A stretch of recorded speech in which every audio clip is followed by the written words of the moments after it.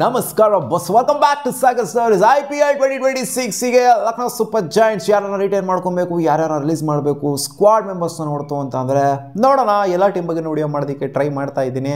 ಸ್ವಲ್ಪ ಡಿಲೇ ಆಗ್ತದೆ, ಅಡ್ಜಸ್ಟ್ ಮಾಡ್ಕೊಳ್ಳಿ. ಸೊ ಇವಾಗ LSG ನೆಕ್ಸ್ಟ್ ಫ್ರಾಂಚೈಸ್ ಯಾವುದು ಅಂತ ಕಾಮೆಂಟ್ ಸೆಕ್ಷನಲ್ಲಿ ಹಾಕಿ. RCB, ಮುಂಬೈ ಆ್ಯಂಡ್ CSK ಇದು ಆಗಿದೆ. ಇದು 4ನೇ ಫ್ರಾಂಚೈಸ್. ಸೊ LSG ಅವರು ಸೀಸನ್ನ ಸಖತ್ತಾಗಿ ಸ್ಟಾರ್ಟ್ ಮಾಡಿದ್ರು, ಎಂಡ್ನ ವರ್ಸ್ಟಾಗಿ ಮಾಡಿದ್ರು. ಲಾಸ್ಟಲ್ಲಿ 1-2 ಮ್ಯಾಚ್ ಗೆದ್ದಿರ್ಬೋದು, ಬಟ್ ಮಿಡ್ಡಲ್ಲಂತೂ ತೀರಾ ವರ್ಸ್ಟಾಗಿ ಆಡೋಂಥ LSG ನಾನು ಕ್ವಾಲಿಫೈ ಆಗೋ ಥರನೇ ಕಾಣಿಸ್ತಾಯಿದ್ರು, ಬಟ್ ವರ್ಸ್ಟಾಗಿ ಆಡ್ಬಿಟ್ಟು ಡಬ್ಬಾ ಥರ ಉದುರ್ಕೊಂಡು ಹೋಗಿದ್ದಾರೆ. ಸೊ ರಿಷಬ್ ಪಂತ್ ರಿಟೈನ್ ಆಗಬೇಕಾ? 27 ಕೋಟಿ ಕೊಟ್ಟಿರೋದು ಇವ್ರಿಗೆ ಏನಕ್ಕೆ? 27 ಕೋಟಿ ಕೊಟ್ಟಿರೋದು ನೆಕ್ಸ್ಟ್ ವರ್ಷ ರಿಟೈನ್ ಮಾಡ್ಕೊಳ್ಳೋದಕ್ಕೆ. ನೆಕ್ಸ್ಟ್ ವರ್ಷ ಪರ್ಫಾರ್ಮೆನ್ಸ್, ಲಾಸ್ಟ್ ಮ್ಯಾಚ್ ಸೆಂಚುರಿ ಹೊಡೆದ್ಬಿಟ್ಟು ಅವನ ಅಜ್ಜಿ ಇಲ್ಲ ಆಗಿರೋ next match next season retain ಮಾಡ್ಕೊಳ್ಳೇಬೇಕು ಅನ್ನೋ ಥರ ಪ್ರೂವ್ ಮಾಡಿದರೆ ಸಂಜೀವ್ ಅವ್ರು ಬೇರೆ ಇಂಪ್ರೆಸ್ ಆಗಿದ್ದಾರೆ ಅಂತ ಕಾಣಿಸ್ತಾ ಇದೆ. ಇವ್ರು ಲಾಸ್ಟ್ ಮ್ಯಾಚ್ ಎಲ್ಲ ಸೆಂಚುರಿ ಹೊಡೆದಿರೋದ್ರಿಂದ. ಸೊ ನನ್ನ ಪ್ರಕಾರ 100% ರಿಷಬ್ ಪಂತ್ಗೆ ಒಂದೇ ಒಂದು ಆಪರ್ಚುನಿಟಿ ಕೊಡೋದಿಲ್ಲ, ಖಂಡಿತ ಇನ್ನೂ ಒಂದು ಆಪರ್ಚುನಿಟಿ ಕೊಡ್ತಾರೆ. ಇನ್ನೂ ಒಂದು ಆಪರ್ಚುನಿಟಿ ಕೂಡ 27 ಕೋಟಿಗೆ ರಿಟೈನ್ ಆಗ್ತಾರೆ. ಬರೀ ಇನ್ನೊಂದು ಆಪರ್ಚುನಿಟಿ ಅಲ್ಲ, ನನ್ನ ಪ್ರಕಾರ ನೆಕ್ಸ್ಟ್ ಸೀಸನ್ ಫೇಲ್ ಆದ್ರೂ ಕೂಡ ಅದನ್ನ ನೆಕ್ಸ್ಟ್ ಸೀಸನ್ ಕೂಡ ರಿಟರ್ನ್ ಆಗ್ತಾರೆ. ಒಂದು ಮೆಗಾ ಆಕ್ಷನಿಂದ ಇನ್ನೊಂದು ಮೆಗಾ ಆಕ್ಷನ್ಗೂ ಕೂಡ ಚಾನ್ಸ್ ಕೊಟ್ಟಿರೋದನ್ನ ನೋಡಿದ್ವಿ. KL ಅವ್ರಿಗೂ ಕೂಡ ಕೊಟ್ಟಿದ್ರು, ಅದೇ ರೀತಿ ಇವ್ರಿಗೂ ಕೂಡ ಕೊಡ್ತಾರೆ. ರಿಷಬ್ ಪಂತ್ 100% ರಿಟರ್ನ್ ಆಗೇ ಆಗ್ತಾರೆ. ಅವ್ರು ಏನೂ ಪರ್ಫಾರ್ಮ್ ಜಾಸ್ತಿ ಮಾಡಿಲ್ಲ ಕೂಡ ರಿಟರ್ನ್ ಆಗ್ತಾರೆ. ಡೇವಿಡ್ ಮಿಲ್ಲರ್ ರಿಟರ್ನ್ ಆಗಬೇಕಾ? ನನ್ನ ಪ್ರಕಾರ ರಿಟರ್ನ್ ಆಗಬೇಕು. David Miller proven player, experience ಸಿಕ್ಕಾಪಟ್ಟೆ ತೊಗೊಂಬಂದು ಕೊಡ್ತಾರೆ. ಬಟ್ ಈ ಸೀಸನ್ ಅಂಥ ಮಟ್ಟಿಗೆ ಸೌಂಡ್ ಮಾಡಿಲ್ಲ, ಬಟ್ ಆದರೂ ರಿಟರ್ನ್ ಆಗಬೇಕು ಅಂತ ಹೇಳ್ತೀನಿ. ಆ್ಯಡನ್ ಮಾರ್ಕ್ರಮ್ ಖಂಡಿತ 100% ಶೋರ್ ಆಗಿ ರಿಟರ್ನ್ ಆಗಬೇಕಾದ್ರೆ ಅಷ್ಟು ನಂಬರ್ ಆಫ್ ರನ್ಸ್ನ ಇವರಿಗೆ ಓಪನಿಂಗ್ಸ್ ಆರ್ಡರ್ ಬಂದ್ಬಿಟ್ಟು ಸರಿಯಾಗಿ ಹೊಡೆದಿದ್ದಾರೆ, ಗುದ್ದಿದ್ದಾರೆ. ಸೊ ಅದರಿಂದ ಆ್ಯಡನ್ ಮಾರ್ಕ್ರಮ್ ಇವಾಗಿರೋಂಥ ಫಾರ್ಮ್ನ ನೋಡ್ತು ಅಂದರೆ ಸೌತ್ ಆಫ್ರಿಕಾಗೆ ಆಗಿರಲಿ, ಜೊತೆಗೆ IPL ಆಗಿರಲಿ ಖಂಡಿತ ರಿಟರ್ನ್ ಆಗಲೇಬೇಕು. ಆ್ಯಂಡ್ ಆಯನ್ ಜುಯಾಲ್ ಅಂತ ಇದ್ದಾರೆ. ಸೊ ಇವನ್ನ ಆಡಿಸಿಲ್ಲ, ವಿಕೆಟ್ ಕೀಪರ್ ಬ್ಯಾಟರ್ನ ಇಟ್ಕೊಂಡಿದ್ರು ಅಷ್ಟೇ ನಾನು ಬ್ಯಾಕಪ್ ಆಗಿ. ಸೊ ಇವನ್ನ ಬಿಟ್ಟು ನಡೆಯುತ್ತೆ, ಇಟ್ಕೊಂಡು ನಡೆಯುತ್ತೆ. ನನ್ನ ಪ್ರಕಾರ ಬಿಟ್ಬಿಟ್ಟು ಬೇರೆ ಯಾರೋ ಸೌಂಡ್ ಆಗಿರುವಂಥ ವಿಕೆಟ್ ಕೀಪರ್ ಬ್ಯಾಟರ್ನ ತೊಗೊಂಡ್ರೆ ಚೆನ್ನಾಗಿರುತ್ತೆ. ಬಟ್ ಇವ್ರನ್ನ ಕಳಪೆ ಅಂತ ಹೇಳ್ತಿಲ್ಲ, ಬಟ್ ಇವ್ರನ್ನ ಆಡಿಸಿಲ್ಲ ಇವರು. ಆ್ಯಂಡ್ ಹಿಮ್ಮತ್ ಸಿಂಗ್ ಅವ್ರನ್ನ ಆಡಿಸಿದ್ರು ಕೆಲವೊಂದು ಸಲ, ಬಟ್ ಏನಂತ ಇಂಪ್ರೆಸಿವ್ ಆಗಿ ಹಿಮ್ಮತ್ ಸಿಂಗ್ ಏನೂ ಕಾಣಿಸಿಲ್ಲ. ಹಿಮ್ಮತ್ನ ಅಷ್ಟೇನು ತೋರಿಸಿಲ್ಲ. ಸೊ ಅದರಿಂದ ಬಿಟ್ಟರು ಕೂಡ ನಡೆಯುತ್ತೆ. ಹಿಮ್ಮತ್ ಸಿಂಗ್ನ ಬಿಡಬೇಕು ಅಂತಲೇ ಹೇಳ್ತೀನಿ. ಹೊಸ ಪ್ಲೇಸ್ ಒಂಥರ ಈ ಟೀಮ್ನ ಸ್ವಲ್ಪ ರೀಕನ್ಸ್ಟ್ರಕ್ಟ್ ಮಾಡ್ತು ಅಂದರೆ ಬೆಂಕಿಯಾಗೇ ಕಾಣಿಸುತ್ತೆ. ಅದೇ ಈ ಸ್ವಲ್ಪ ಬ್ಯಾಕಪ್ ಪ್ಲೇಸ್ಗಳಿಂದರೆ ಅವ್ರನ್ನ ಬಲಿಷ್ಠ ಮಾಡ್ಕೊಂತು ಅಂತಂದರೆ ಇನ್ನೂ ಕಡಕಾಗಿ ಕಾಣಿಸುತ್ತೆ. ಆಮೇಲೆ ಮ್ಯಾಚಿವ್ ಅವರು ಬ್ಯಾಕಪ್ ಆಗಿ ಲಾಸ್ಟ್ ಮ್ಯಾಚ್ ಆಡಿದ್ರು, ಆ್ಯಡನ್ ಮಾರ್ಕ್ರಮ್ ಅವರು ಆಡದೇ ಇದ್ದಿದ್ದರಿಂದ ಸೊ ಏನಂತ ಇಂಪ್ರೆಸಿವ್ ಆಗಿ ಏನು ಕಾಣಿಸಿಲ್ಲ. ಬೇಗನೆ ಪಟ್ಟಣಂಗೆ ಒಂದು ಮ್ಯಾಚನೇ ಆಡಿದ್ದು, ಬ್ಯಾಕಪ್ ಆಗಿದ್ದು, ಬಂದ್ಬಿಟ್ಟು ಪಟ್ಟಣಂಗೆ ಉದುರ್ಕೊಂಡು ಹೋದ್ರು. ಸೊ ಏನಂತ ಕಳಪೆ ಪ್ಲೇಯರ್ ಅಂತಲೂ ಹೇಳಲ್ಲ, ಅಂತ ಪುಡಾಂಗ್ ಪ್ಲೇಯರ್ ಅಂತಲೂ ಹೇಳಲ್ಲ. ಇಟ್ಕೊಂಡು ನಡೆಯುತ್ತೆ, ಬಿಟ್ಟು ನಡೆಯುತ್ತೆ. ನನ್ನ ಪ್ರಕಾರ ಬಿಟ್ಬಿಟ್ಟು ಬೇರೆ ಆಪ್ಷನ್ಗೆ ಟ್ರೈ ಮಾಡಿದ್ರೆ ಚೆನ್ನಾಗಿರುತ್ತೆ. ಮ್ಯಾಟಿ ಅವ್ರನ್ನ ಬಿಟ್ಟು ನಿಕೋಲಸ್ ಪೂರ್ನ 100% ಶೋರಾಗೆ ರಿಟೈನ್ ಆಗೇ ಆಗ್ತಾರೆ. ಪಂತು ಜೊತೆಗೆ ನಿಕೋಲಸ್ ಪುರನು, ಆ್ಯಡನ್ ಮಾರ್ಕ್ರಮ್ಮು ಬ್ಯಾಟರ್ಸ್ಗಳ ಕ್ಯಾಟಗರಿಗೆ ಬಂತು ಅಂದರೆ ಡೇವಿಡ್ ಮಿಲ್ಲರು ಪಕ್ಕಾ short pick for retention. All rounders ಕ್ಯಾಟಗರಿಗೆ ಬಂತು ಅಂದರೆ ಮಿಚೆಲ್ ಮಾರ್ಷ್ ಶಾರ್ಟ್ ರಿಟೆನ್ಷನ್ ಆಗೇ ಆಗ್ತಾರೆ. ಯಾಕೆಂತಂದರೆ ಅವರು ಕೂಡ ಸಖತ್ತಾಗಿ ಪ್ರೂವ್ ಮಾಡಿದರೆ ಆ್ಯಡನ್ ಮಾರ್ಕ್ರಮ್ ಅವ್ರ ಜೊತೆಗೆ ಸೇರಿಕೊಂಡು ಓಪನಿಂಗ್ ಸ್ಲಾಟಲ್ಲಿ ಬೆಂಕಿ ರನ್ಸ್ಗಳನ್ನ ಹೊಡೆದರೆ. ಮಿಡ್ಡಲ್ಲಿ ಅಷ್ಟೊಂದು ರನ್ಸ್ ಬಂದಿಲ್ಲ LSGಗೆ, ಬಟ್ ಓಪನಿಂಗ್ ಸ್ಲಾಟಲ್ಲಿ GTಗೆ ಯಾವ ಥರ ರನ್ಸ್ ಬರ್ತಾಯಿತ್ತು ಇವರು ಕೂಡ ಅದೇ ಥರ ರನ್ಸ್ಗಳು ಬರ್ತಾಯಿತ್ತು. ಆ್ಯಂಡ್ ಅಬ್ದುಲ್ ಸಮದ್ ರಿಟರ್ನ್ ಆಗಬೇಕಂತ ಕೇಳಿದ್ರೆ ರಿಟರ್ನ್ ಮಾಡ್ಕೊಬೋದು. ಯಾಕಂದರೆ ಪ್ರೂವ್ ಮಾಡಿದರೆ ಕೆಲವೊಂದು ಮ್ಯಾಚಲ್ಲಿ ಡೆತ್ತಲ್ಲಿ ಬಂದ್ಬಿಟ್ಟು ಸಖತ್ತಾಗಿ ಗುದ್ದಿದ್ದಾರೆ. ಸೊ ಅದರಿಂದ ರಿಟರ್ನ್ ಮಾಡ್ಕೊಂಡ್ರೆ ಬೆಟರ್ ಆಗುತ್ತೆ. ಶಹಬಾಜ್ ಅಹ್ಮದ್ ನನಗೇನೋ ಅನ್ನಿಸಿಲ್ಲ, ಇಂಪ್ರೆಸ್ ಮಾಡಿಲ್ಲ ಈ ಸೀಸನು ಶಹಬಾಜ್ ಅಹ್ಮದ್. ಆದ್ದರಿಂದ ಬರೀ ಈ ಸೀಸನ್ ಮಾತ್ರ ಅಂತಲ್ಲ, RCB ಬಿಟ್ಟಾಗಿಂದ ಅವರು ಏನು ಇಂಪ್ರೆಸ್ ಮಾಡಿಲ್ಲ. ಸನ್ರೈಸ್ ಹೈದರಾಬಾದ್ಗೆ ಹೋದ್ರು, ಅಲ್ಲೂ ಏನು ಇಂಪ್ರೆಸ್ ಮಾಡಿಲ್ಲ. ಆಮೇಲೆ ಇಲ್ಲಿಗೆ ಬಂದರು, ಇಲ್ಲೂ ಏನು ಇಂಪ್ರೆಸ್ ಮಾಡಿಲ್ಲ. ನನ್ನ ಪ್ರಕಾರ ಬಿಟ್ರೆ ನಡೆಯುತ್ತೆ ಶಹಬಾಜ್ ಅಹ್ಮದ್ನೇನೋ ಅಲ್ಲಿ ಹೋಗುವಂಥದ್ದೆಲ್ಲ ಏನಿಲ್ಲ. ಆಮೇಲೆ ಯುವರಾಜ್ ಚೌಧರಿ ಅಂತ ಅವ್ರನ್ನ ತೊಗೊಂಡಿದ್ದಾರೆ, ಇವ್ರನ್ನ ಆಡಿಸಿಲ್ಲ. ಬಿಟ್ರು ನಡೆಯುತ್ತೆ, ಇಟ್ಕೊಂಡು ನಡೆಯುತ್ತೆ. ಅದೇ ಹೇಳ್ತೀನಿಲ್ಲ, ಬಿಟ್ಬಿಟ್ಟು ಸೀಸನಲ್ಲಿ ಯಾರ್ಯಾರು ಆಡೋದಕ್ಕೆ ಯೋಗ್ಯವಾಗಿದೆಯೋ ಅಂತ ಅವ್ರ ಟೀಮ್ಗೆ ಅನಿಸಿದೆಯೋ ಅವ್ರನ್ನೆಲ್ಲ ಬಿಟ್ಬಿಟ್ಟು ಹೊಸದಾಗಿ ರೀಕನ್ಸ್ಟ್ರಕ್ಟ್ ಮಾಡ್ತು ಅಂತಂದರೆ ಯಂಗ್ ಪ್ಲೇಯರ್ಸ್ಗಳನ್ನ ಚೆನ್ನಾಗಿರುತ್ತೆ.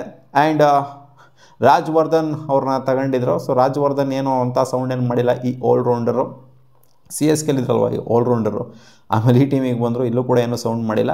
ಸೊ ಅದರಿಂದ ಬಿಟ್ರೆ ಏನು ಆಡಿಸೇ ಇಲ್ಲ ಅಂತ ಅನಿಸುತ್ತೆ ಇವ್ನು ಯಾವ ಮ್ಯಾಚಲ್ಲೂ. ಸೊ ಬಿಟ್ರೇ ಚೆನ್ನಾಗಿರುತ್ತೆ. ಆ್ಯಂಡ್ ಕುಲಕರ್ಣಿ ಅವ್ರನ್ನ ಹಾಕ್ಕೊಂಡಿದ್ರು. ಸೊ ಕುಲಕರ್ಣಿ ಅವ್ರನ್ನ ಕೂಡ ಏನೂ ಕೂಡ ಕಾಣಿಸ್ಕೊಂಡಿಲ್ಲ ಮ್ಯಾಚಲ್ಲಿ. ಸೊ ಅದರಿಂದ ಬಿಟ್ಟರು ನಡೆಯುತ್ತೆ, ಇಟ್ಕೊಂಡ್ರು ನಡೆಯುತ್ತೆ. ಸೊ ಎಲ್ಲ ಆಡಿಸಿಲ್ಲ ಅನ್ನೋ ಮಾತ್ರಕ್ಕೆ ಎಲ್ಲರೂ ಬಿಟ್ಬಿಡ್ತಾರೆ ಅಂತಲ್ಲ, ಕೆಲವು ಪ್ಲೇಯರ್ಸ್ಗಳನ್ನ ಇಟ್ಕೊತಾರೆ, ಬಟ್ ಮೆಜಾರಿಟಿ ಬಿಡ್ತಾರೆ ಅನ್ನೋ ಥರನೇ ಕಾಣಿಸ್ತಾ ಇದ್ದೀನಿ ನೋಡ್ತು ಅಂತಂದರೆ.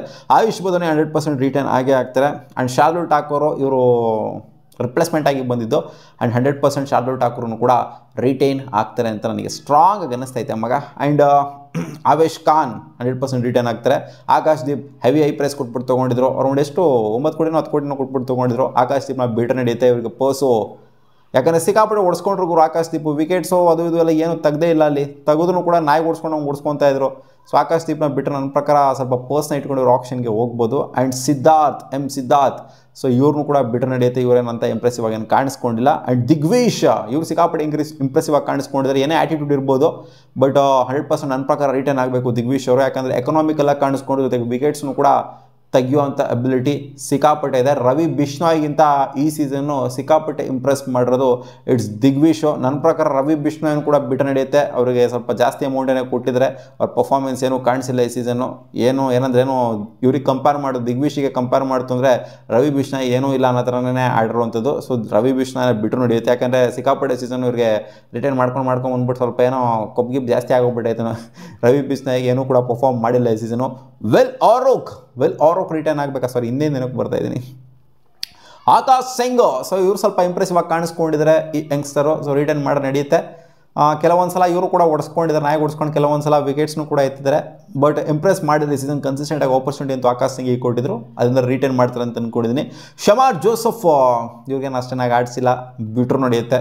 ಬೇರೆ ಒಬ್ಬ ಓವರ್ಸೀಸ್ ಬೌಲರ್ಗೆ ಹೋದರೂ ಕೂಡ ನಡೆಯುತ್ತೆ. ಶಮಾರ್ ಜೋಸಫೇ ಬೇಕು ಅಂತ ಏನಿಲ್ಲ, ನೋಡೋಣ. ಇನ್ನೂ ಒಂದು ವರ್ಷ ಇದೆಯಲ್ಲ, ಆಲ್ಮೋಸ್ಟ್ 6-7 ತಿಂಗಳಿದೆ. ಅಷ್ಟರಲ್ಲಿ ಯಾರು ಬೇರೆ ಉಟ್ಕೊತಾರೆ. ಶಮಾರ್ ಜೋಸಫ್ ಅವ್ರನ್ನ ಬಿಟ್ಬಿಟ್ಟು ಬೇರೆ ತೊಗೊಂಡ್ರು ಕೂಡ ನಡೆಯುತ್ತೆ.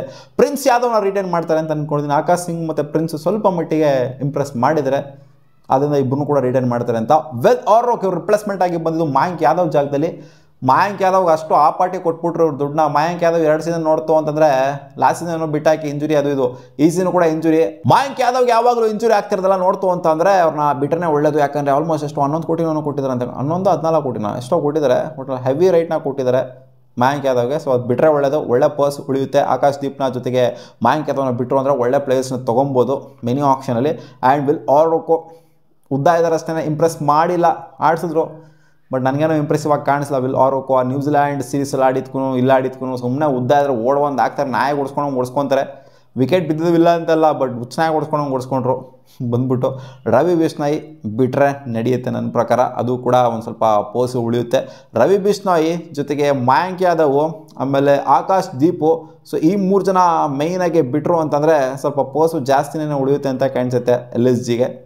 ಇದನ್ನೇ ಇಟ್ಕೊಂಡ್ಬಿಟ್ಟು ಆಪ್ಷನ್ಗೆ ಹೋಯ್ತು ಅಂದರೆ ಸ್ವಲ್ಪ ಇಂಪ್ರೆಸಿವ್ ಆಗಿರುವಂಥ ಪ್ಲೇಸ್ಗಳನ್ನ ತೊಗೊಬೋದು. ನಿಮ್ಮ ಅನಿಸಿಕೆ ಏನು? ನಾನು ಬಿಡಬೇಕು ಅಂತ ಅಂದ್ಕೊಂಡಿರುವಂಥ ಪ್ಲೇಸು, ಇಟ್ಕೊಬೇಕು ಅಂತ ಅಂದ್ಕೊಂಡಿರುವಂಥ ಪ್ಲೇಸ್ಗಳಲ್ಲಿ ಯಾರ್ಯಾರು ರಿಟರ್ನ್ ಆಗಬೇಕು ಆ್ಯಂಡ್ ರಿಲೀಸ್ ಆಗಬೇಕು ಕಾಮೆಂಟ್ ಸೆಕ್ಷನಲ್ಲಿ ಹಾಕಿ. ಮತ್ತೆ ಸಿಗೋಣ ಮುಂದಿನ ವಿಡಿಯೋದಲ್ಲಿ ಗಾಯ್ಸ್, ಬಾಯ್.